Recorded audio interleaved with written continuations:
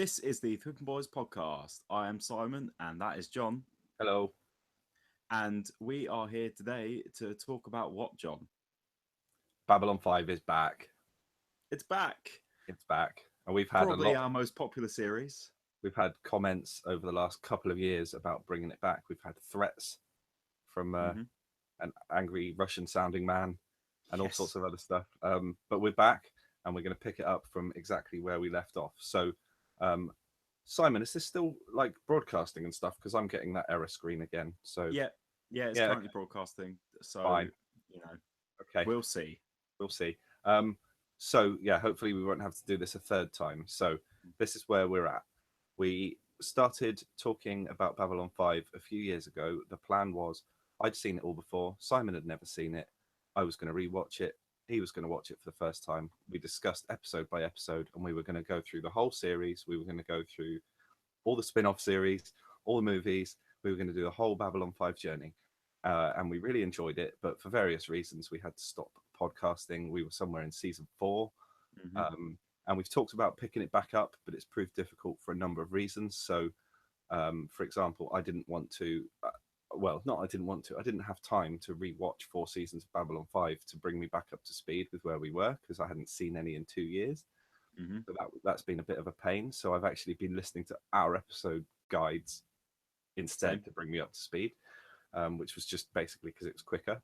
And the other problem is we got to the point where in the established watching order we were going to follow, we got to the point where in season 4, we were going to watch Thirdspace, which was one of the TV movies. Now, we watched it, we recorded it, we didn't particularly like it, but we never published it, and then we lost what we recorded. So that's the other thing that's put us back off, is that we've had to rewatch and then rediscuss this quite poor TV movie. So we're going to get this out of the way. We're probably not going to talk about it for that long, and then we can get back into the main series, and hopefully we'll get back into the swing of enjoying it. So if you've not heard us talk about Babylon 5 before, you really need to go back to the beginning and start with it's the gathering we start with, as you would, and then we go all the way through. So start there, come back, and this is where we are.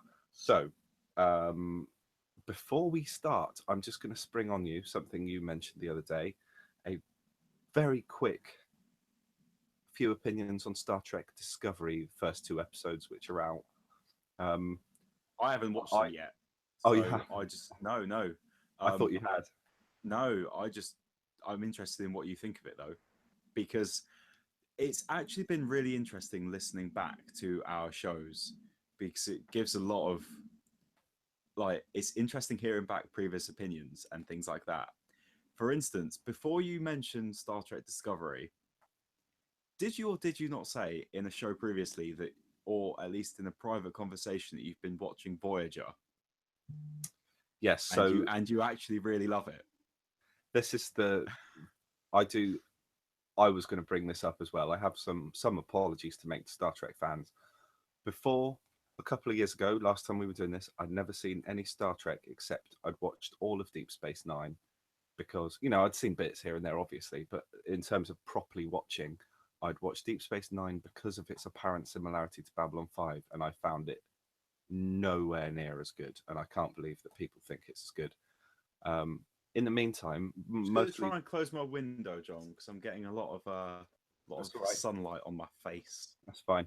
In the time since, because I ran out of stuff to basically watch on Netflix, sci-fi stuff, I decided that I was going to watch all of Star Trek, and so I've watched The Next Generation, which I quite enjoyed. I'm watching Deep Space Nine again now, but the thing that really surprised me was Voyager, because I always said I would never watch that one. You slated it in our discussion on, I think, series 1 of this. You are very harsh about Voyager. It was my equivalent of what Babylon 5 was to you. Yeah. I never watched it. I thought it was awful. I thought, just from what I'd seen of it, I just never wanted to go near it. And I think it's much better than The Next Gen, and I think it's much better than Deep Space Nine. So I will be doing Enterprise, and is that all? Is there another one? No, Oh, Enterprise. oh, this is the other thing. I tried the original series and I just couldn't do it. Oh Mm. my god, I just couldn't do it. It's not bad, but I'm not someone who can watch something in 2017 and just place myself in 1963. And Accept all of the faults and failures. And no, I just, oh my god, no. yeah, Um, but yeah, Discovery. I mean, no spoilers. But it, I found some of the plot quite hard to follow, but then I was quite tired when I was watching it, so that's um, par for the course with me a lot of the time. Um, a lot of the Klingon politics I didn't necessarily follow, but that, it's like the first episode of Game of Thrones. Didn't really follow that. I thought Sonika Martin Green was great. Um, is I that had, what's the name from Walking Dead? yeah, I had a real problem with some of the special effects. That's Okay. when you watch it, you have to see if you can work out what I mean, because I'm not sure I can describe it. It's not the fidelity or the quality of them; they look good, but the way that the ships move and fight in space and the way that it's framed during combat looks really weird and stupid. Um, Have you been spoiled by Babylon 5? it's just compared to any other sci-fi show, it's really Okay. bizarre. It's like you'd get a shot and you'd get some Federation ships and you'd be looking at them from behind and there'd be like six of them like that, and they'd almost, I don't know, it's like there's no movement in anything. When the ships are fighting, they all seem to just come nose to nose, like literally like that, and just sort of fire at each other. There's There's no like urgency, there's no. no dynamism in the space combat, and I was just going to say kineticism. yeah, it's just the way it's presented. It's just there's something about it that is wrong that I hope they fix. I just Mm, can't put my finger on it. Um, okay. and while we're talking about Star Trek, the other thing I will, because I said I was going to apologise, I do remember having a long discussion in one of our earlier Babylon 5 episodes about how I thought Babylon 5 science was more gritty and realistic, and Star Trek science was more like Doctor Who science, Yeah. like just make something up and just, it's not. Having got into it a bit more, all of the sciences, pretty much all of the science in Star Trek stacks up pretty well. So I apologise for causing offence to any Trek fans But I with think that. what you meant more in terms of that is that the science in Star Trek, like the trilithium crystals you said, or whatever, it it's based on concepts that you need to, like, you have to take a lot of faith in the science. Whereas with Babylon 5, it's almost like, okay, it feels like if you take a real world application of this and you extend it 200 years in the future, this is what you'd get, like the way that the gravity operates Well, I on think, Babylon 5 and things. yeah. So we understand that how that could potentially work. Well, I think for one thing, I think Star Trek is set a good couple of hundred years further in the future, isn't it? Than at least than Babylon 5. Mm. Um, but yeah, having just learned more about science in the interim and stuff, all of the way that all of their tech works is all sort of theoretically, a lot of stuff was theory then, and it's sort of been taken more seriously now. So that's cool. Mm. If something they were talking about some cool stuff in like 1989 when the Next Generation started, and that. So yeah, I've got a bit more of respect for Star Trek Okay. Oh, in good. the interim, but So, but we're not talking especially about Star Trek. Voyager. Voyager. This show isn't about Star Trek. No, it's about Thirdspace. It's about Thirdspace. So how Have do you you, I got like I Have you said, got a summary? Have you got your little summary that you normally read out? um, I even reminded you. I know you did, but uh, let's just make one up. Oh well, I've Babylon got I've 5. got the opening monologue. Shall I read that? Yeah, yeah. It was the middle of the Earth year 2261, the year between wars and the beginning of a new age. The Shadow War was over, but there was still a darkness waiting for us at home. President Santiago had been assassinated, and his successor, President Clark, was turning Earth into a prison camp. We'd broken away from Earth, and in retaliation, they'd quarantined us, trying to strangle our supply lines. We were desperate and we couldn't afford to lose even a single supply ship. In the midst of all this, we made contact with Thirdspace, and we almost didn't survive it. I only hope we never come across it again, because next time, no one's going to survive it. I hate it when shows start with a "this is what happens in the show" Yeah. thing. Well, As even sort of Battlestar Galactica, which I think shows clips from the episode to come, doesn't it? At the beginning during the it's as if they were thinking that people who never watched Babylon 5 would be watching this TV movie. Yeah. And no, it's the other way around. It's more likely that there would be people who watched Babylon 5 who wouldn't watch this than people who didn't watch it who did. Yeah. Um, Fans would have done, but people that just casual viewers wouldn't have watched it. When did they visit Thirdspace before? I can't remember this. Again, it's been years, but he's talking after this has happened about this. No, in the midst of all this, we made contact. That's what he's talking about. That's what I mean. Oh, right. So he actually his voiceover. His voiceover is a summary. It tells you the beginning, the middle, and the end. Yeah. It tells you the end of what? So, yeah. No, sorry. Now I understand what you meant. Yeah. Some shows do that, but I don't like. Why? So strange. I mean, I know you assume that they're going to survive anyway, but to just say at the beginning it was hard, but it was a close call. We made it through. It like takes a bit of the drama out. You're like, oh well, yeah. Why do I watch it now then? Yeah. And that is actually a very good point. Why would you watch this now? I would prefer, after we watched it the first time, to have never really bothered again. And now I've had to watch it twice. Yeah. So like I said, I don't think we need to. This is just a reintroduction to our Babylon 5 thing. I don't think we need to go mega in depth, but we can run through it and see if we've got anything to just sort of talk about. Yeah, so I've made my usual notes that I make. It opened with a space battle of Star Furies fending off raiders. So this is the picking up the raider storyline that I think had been going on in the show for a while at this point, where they're trying to poach the supply ships. Yeah. Obviously, I do love the way that the space battles look, the way that the any of the ships move, but it gets a bit ruined when you then see inside the cockpit. Why?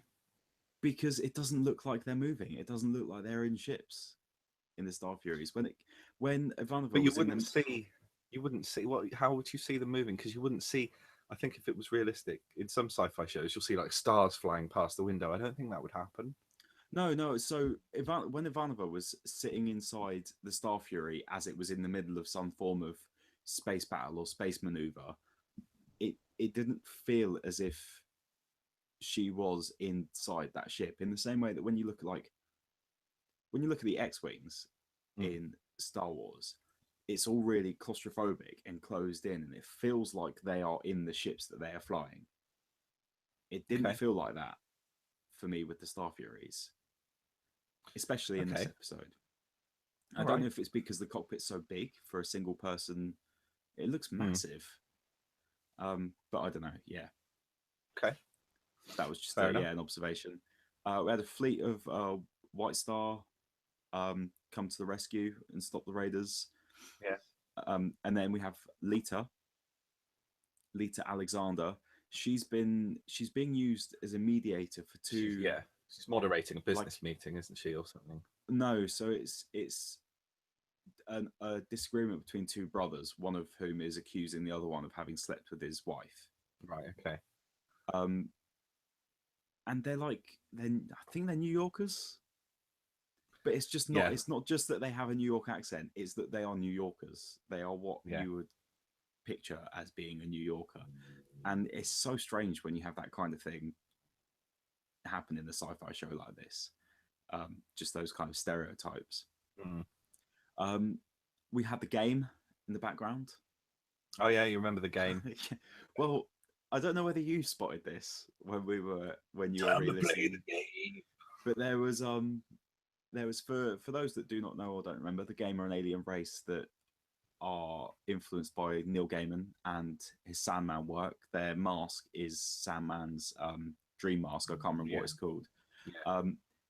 In series 1, when we first saw these, you said to me about the game and the reference. You were like, it's got something to do with the Sandman, and I went, oh, well, I've never read Sandman. And then I think series 2 or 3, they're up again. And I was and I said to you, I was like, John, do you know what the reference to the game is? And you're like, well, I mean, it's Neil Gaiman. I was like, yeah, but that's actually the mask, John, from Sandman.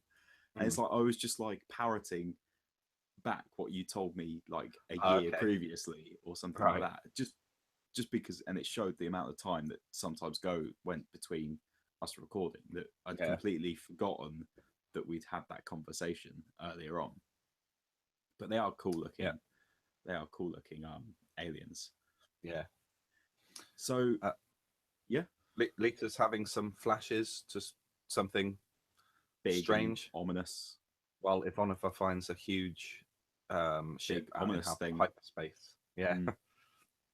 And this is like, I do think that Babylon 5 can do scale so well. We've talked about this before as well, about how they manage to make things seem absolutely like gigantic and stuff in a way that most other shows aren't really able to do. Like we've again, like listening previously to the shows, when I first brought this up, I brought up the Death Star run and how it didn't feel like the X-wings were the X-wings were flying over the Death Star during the Death Star run, just because it didn't seem to manage that scale particularly well because it was a small model, and etc.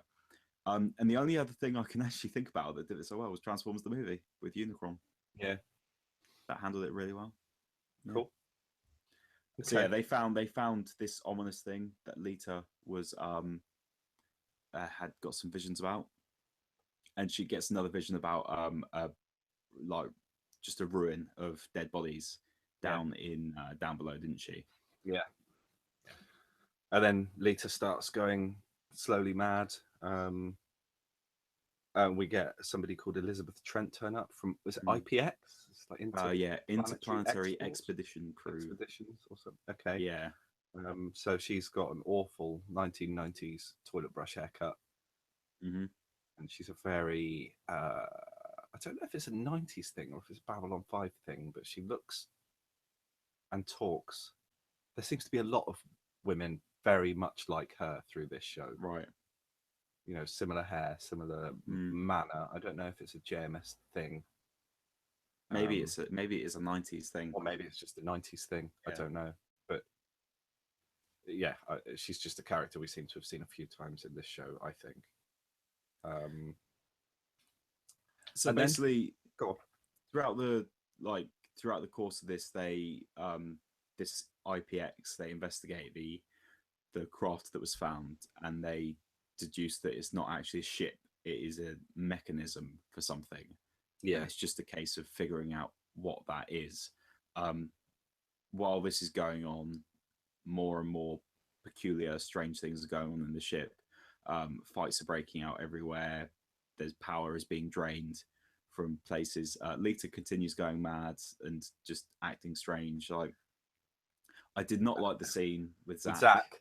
Yeah, no, I was going to say talked about this before. She is stood, I think it's in the elevator, and she looks for all the world like she has just suffered a sustained sexual assault.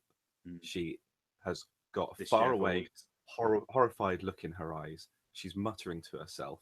Her hair is all wet and messy, and she stood there looking like, oh, you poor woman, what's happened to you? And Zach is just like going on about how much he wants to date her. He's like, oh, you look like you've had quite a day, and she's like,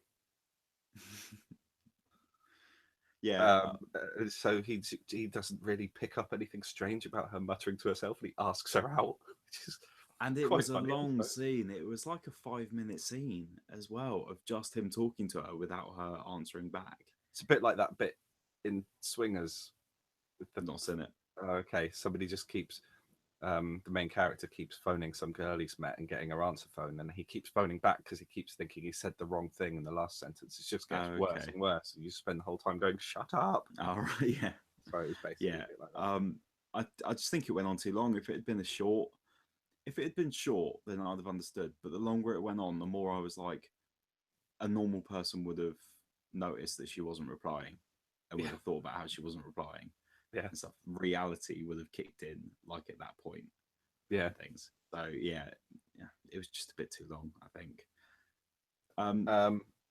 I have a note here that says that there's a man in Down Below who's having, this might be a memory problem, but I'm saying he's having visions of Illyria's dimension from Angel. For some reason, it makes me think of that. Don't know why. Illyria's dimension. I don't remember seeing Illyria's dimension. Actually, Angel. now that I think about it, it doesn't really look like that. It, I think the structure in the middle of this dimension looks a bit like Illyria originally looked. Okay. But they do go there. They go there and find that it's empty. If you remember, it's all broken down. Oh yeah. Yeah. Because So, it was the dimension with the no, that was Jasmine's. I was thinking about a dimension with the spider guy and the no, yeah, Illyria wanted to go and collect her army, and she just found the whole place decimated. Okay. Anyway, Yeah. You get Veer and Ivanova dreaming about being in this other dimension, and there's some kind of tentacle monster there, which makes the same noise that tentacle monsters in sci-fi always have to make. I can't really, kind of like a screeching or what? I can't remember what it was. Kind of a no, I can't recreate it. It's too alien. But it's, if you see a tentacle monster in a sci, it's like a Triffid noise. I don't know what that is. It's the same noise that tentacle monsters always make. Okay. And I think this is the third time they have used the prop. Oh, that prop, yeah. For Londo's genitals. Yeah. So it's like a leaf-shaped end of a tentacle thing. And so there was the episode with the brain sucker where it smacked on people's faces. And then we found out that that's what Londo looks like down there or on his back or wherever, because he's got a few of them, I think. But then, yes, they've reused it here as well. Okay. So there you go. So we discover that it is Vorlon in origin. There are Vorlon hieroglyphs on the mechanism, and Elizabeth Trent, she theorizes that it is a jump gate to a jump gate in a different sense to normal hyperspace jump gates are, in that she theorizes that this jump gate could take you absolutely anywhere, doesn't she? It's almost like some kind of third space. Yeah. It's not normal space. It's not hyperspace. Saying the episode title in the episode. It's always good. Oh. See, it doesn't look Vorlon. It looks Asgardian, don't you think? Or Celtic. Yeah, and well, I don't know. When you think about what the Vorlon armor looks like, I wouldn't necessarily. It looked a little bit like a Celtic cross. Thinking about it, it did. You're right. Yeah. So who knows? Maybe the Vorlons influenced the Celts. Yeah. So what's next? You get violence erupting all over the station. Yeah. It's generally this mechanism is generally sending people mad. You have various people dreaming of seeing this city that Ivanova and Veer also dreamed about, and there's some guy from Down Below called Deuce, who he says about how those that have seen the city will be taken through the door, and those who haven't will be killed, basically. So it's almost a religious kind of, those who, the second coming of Christ, there will be those who die and those who are left to live the rest of their days, that kind of thing. We've seen Deuce before, by the way, but I don't remember much about him. Did. So I recognized the actor that played him, William Sanderson. I don't recognize him from anything. I just recognized him. And I saw that he'd been in an episode before. Deadwood. I haven't seen Deadwood. Oh, okay. No. So that's the main thing. That's not it. Yeah. Okay. Just trying to find out where I am in my notes. So Veer actually saw Ivanova die in his dream, Yeah. which was interesting. So she actually got killed by the tentacle monster before she woke up, Mm. which makes it weird. So it's a shared dream where she died, but obviously she'd woken up before that point. So I was wondering, were they having the same dream separately, or were they having a shared dream? Right. You know, Okay. I couldn't quite figure that out. No, I can't either.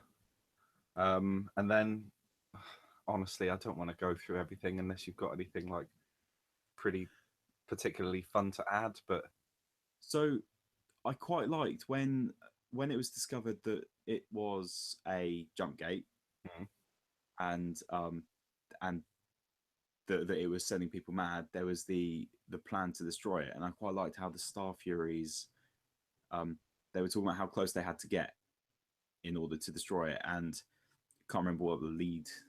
I don't know if we knew who the lead Star Fury pilot was, but he was saying about how from the distance they were away from the mechanism, the diffusion of the lasers or photons or whatever you want to call them, would mean that there'd be virtually no impact on the mechanism by the time it hit them. And I actually really liked that idea that there is a consequence. They can't fire something 5 miles away and it will hit with the same power as before. mm, Like I don't think, again, it doesn't feel like that's something that's generally explored in these kind of shows. Otherwise, yeah, it's just, oh, fire a laser and it destroys things. Whereas now it's like, no, there are consequences to it. It's just like, the impact lessens the further away it is yeah, and stuff. I thought that was quite cool. yeah. So basically, this was created by the Vorlons. They stumbled across something that was way too much for them. Eventually, managed to sort of close it and fire this Pandora's box off into hyperspace where they lost it. But they Mm. had left a memory of this with Lita, who manages to explain all this to us. I quite And then liked. basically, I was wondering at one point Lita described it as anti-life, did and she? I I was missed wondering that. whether or not it was a reference to Jack Kirby, anti-life equation, that kind of thing. It's got to be I with don't know. JMS knows his comics lore clearly. He Yeah, wouldn't have used that without being aware of what he was saying, yeah. probably. And then basically, there's a big fight. There's some aliens that are trying to get through the gate to our universe, and we're trying to stop them. Mm. Um, I and really liked the for some space reason, battle. Space battle looked yeah, amazing. I thought. apparently there's a stupid amount of CGI on this episode, more than the entire first season. Yeah, there So is it just was that battle. quite cool. But I do get this a repeated frustration with Babylon 5. Now I can't remember if they ever do use it, but they never call Dral. Um, There's been a couple of no. occasions where they've commented on it and they've said like, um, "Oh, we don't want them to know that we've got that. That's just for the really dangerous situations where we've got no other choice but to call in Dral." But this fucking ancient, horrifying alien race that scared the Vorlons off would seem like a bloody good time to Yeah, call down to the ancient, terrifying weapon that's on the planet a few miles beneath you. especially when Lisa describes it as like beyond all measure of understanding Yeah, and things like that. It just seems a little bit silly to they've got this this Deus Ex Machina, this MacGuffin down on the planet that they're just letting sit there and not do anything with and and I stuff. can't remember if they do anything cool with it. I remember watching it, wanting a massive payoff of seeing the Great Machine Oh, don't actually. tell me. I don't remember. I said, Spoilers, John. but all right, God. sorry, sorry. No, that's right. But yeah, on that note, having said, power beyond measure, blah, blah, blah, they don't seem that tough. They don't seem more scary No. than the shadows. But I don't know if it's because that their main ships never really come through. Well, this was my problem with this film, TV movie, is Yeah. that Lita laid it out pretty much that the Vorlons were terrified of them, that they were advanced, powerful, beyond measure, unstoppable, and everything like that. But yeah, nothing. There were a few Star Furies destroyed. Um, there was no real sense of danger in it No. at all. And in the end, I know it was potentially a nuke that was more powerful than the one we would have now. But I did have a problem with the fact it was just stopped by blowing up the jump gate with a nuke. Yeah, so they concentrated all their attacks on the front of the thing to draw the shield power around to the front while Mm. running this distraction. Sheridan got in a space suit and manually piloted himself round to the back, where he managed to get in through a little hole which was there Mm. for some reason. He didn't blow a hole in it, did he? No, he just went through an exhaust port. And then had a quick fight with the final boss from Half-Life, um, and He then likes blows it up. he likes his kind of What, aquatic crustacean evil aliens, doesn't he? JMS? Yeah. Like Mm. this was another like this looked very much like a jellyfish type like a jellyfish type thing. And you had obviously the crab like shadows and things. So Mm. yeah, it was just interesting designs and stuff. And it had a I mouth had on the back of its head, did it? Or uh but it looked really small. yeah. I have a note written down. I don't know if this has got anything to do with anything, but JMS's, not JMS's, Sheridan's password for the nuke thing was Abraxas. Abraxas, yeah. Now, I Googled that because I was like, that sounds like a random thing. Apparently, it is one thing that it means it's the name of a supreme being transcending God. Okay. So I was like, oh, okay, fair enough. Maybe that was chosen for a reason and stuff as Okay. well. I don't Yeah. know whether or not that was mentioned before this episode at all. No, I don't think But yeah. so. Um, And well, I mean, they saved the day, and it wasn't a particularly good hour and a half of my time. no, but I do have one more note, and this was my favourite part in the whole episode. At one point, there's a Narn whose fist is on fire, and he's punching people with his fist. Is he? That was the one that was shown. It was shown in the intro Oh, as was it? well. Oh yeah, Okay. while that monologue was going on, it was shown. It's just quite funny, just running around with your arm on fire, and instead of trying to desperately to put it out, you're like, "Hey, I can use this." Speaking of Narn, the Hmm. main problem with this was that it was half of the cast, and it was Yeah. the least interesting half of the cast. So we didn't get Londo, we didn't get Jakar, Didn't get Lanier, didn't get didn't have Lanier. Garibaldi. Yeah.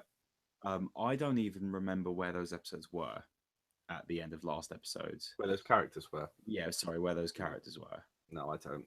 That's Yeah, fine. I just think that it's They do um, mention Londo. they mentioned Londo, they mentioned Garibaldi, Yeah. although Sheridan mentions Garibaldi at the end, but Hmm. Zach is quite clear the head of security, and I think that's where he was left. Garibaldi resigned from head of security, didn't he? Yeah, I think so. And then he obviously got captured and found by Jakar. But yeah, it was really missing those characters, and it had no the it was a bit of a generic story. Yeah. The enemies weren't fleshed out enough to be interesting. It was incredibly boring. It was Mm. nowhere near as good as the average episode of the show. And with a TV movie, yes, they went bigger on effects and stuff, but it should have had a story to make that justified, and it didn't. It's getting Not really at all. dark in my room for some reason, by the way. Yeah, Just I don't worry about it. But didn't you close the curtains or something? yeah, but now if I open them again, it gets too bright. Okay, no, it's fine. Just can't see my Um, beautiful face, John. so yeah, I mean, anything else, or are we just sort of glad that this is out of the way and we can get back to it with the proper series soon? Yeah, I think that's it. I just think that it's the problem with these are that they're meant to be disposable. They're not meant to impact the main series in any way whatsoever. So we do, I think, have a couple more that I've never seen either. That's one of the reasons I wanted to do this, is because Mm. I've never seen a lot of the extraneous stuff. Can't remember what I'm they're called. interested in watching them. Call to Arms. Yeah, we should watch them. Mm. But we've we did in the beginning, didn't we? This is our first TV movie. We haven't done in the beginning yet. No, because I don't think in the beginning. I think in the beginning's next. Okay, I thought we talked about that for some reason. That is excellent. That's really good. But I really thought we'd done that. Are you looking at the watching order? So I'm looking at a watching order. Bear in mind there were disputes about this. But so according to this watching order, yep, season 1, episode 1 through to season 4, episode 8. Right, that's where we got to. I think. Thirdspace, rest of season 4, in the beginning. Oh, we've still got that to go. Okay. All of season 5 through to episode 21, River of Souls. Okay. Legend of the Rangers, season 5, Call to Arms. Right. All Crusade episodes. Then The Lost Tales. Okay. Oh, okay. Cool. So we got quite a lot more to do. Yeah. We're going to continue on with the main show after this, aren't we?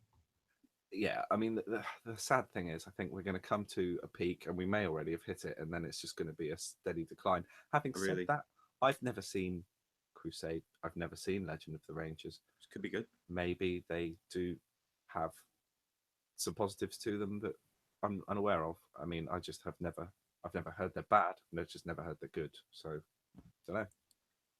Now we're gonna have to have a little bit of a discussion off air about how we do the show going forward, because we used to watch one, talk about one, but that's going to be a bit more difficult now that we are recording live on YouTube to do. Yeah. So the format may be slightly different going forward, but we'll figure something out. Wow, I really am in darkness. It's crazy. Yeah. But yeah, shall we leave it there then? I think the world is trying to tell you something. Yes. It's 12:55 and apparently it's pitch black. Yeah. So if you've enjoyed what you've heard and seen, then you can get in touch by leaving some comments on YouTube, or you can email us thwippingboys@gmail.com, or you can tweet us @thwippingboys, and we will talk Babylon 5 with you. Yes. Yeah. And then come back soon. We will pick it back up and be asking lots of questions about what happened here again. But hopefully, who's this guy? Sheridan. Oh, don't! I every note I wrote down, I wrote Shepherd, and then at the end I was like, his name's Sheridan. Right. I'm in Mass Effect. Yeah. Mode.